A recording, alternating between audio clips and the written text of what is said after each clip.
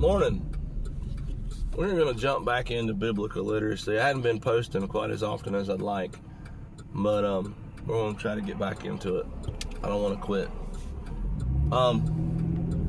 Judges chapter 17. We're going to look at just the very beginning of it. You got a man named Micah and his mama and 1,100 pieces of silver. And he admits that he took them from his mama and that he's got them.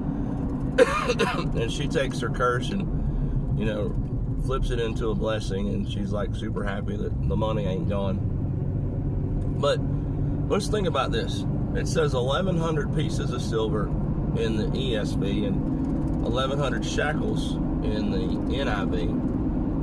No idea what New King James or King James Version would have said, and I don't know what any of the other versions would have said.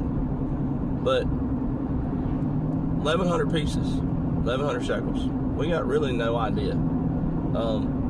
I read both the sets of study notes, and it didn't give me a comparison. And I don't know. It's not something I've had time to look up yet. But is those 1,100 pieces effectively 1,100 quarters, which would equal to $44? Or is it 1,100 gold bars, that are all worth $1 million a piece? We don't know.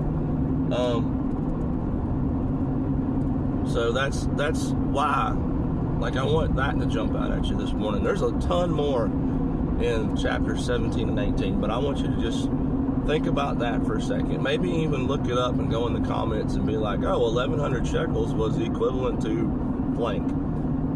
Help a brother out. But anyways, when you're going to the Bible, think of the context and think of looking at it literally. Because if you're thinking 1,100 pieces and you equivalate pieces to pennies when it could have been several pounds of silver per bar, there's a major difference there. So anyway, that's my thought this morning. Literacy literally means understanding completely. And most of us don't. Y'all be safe.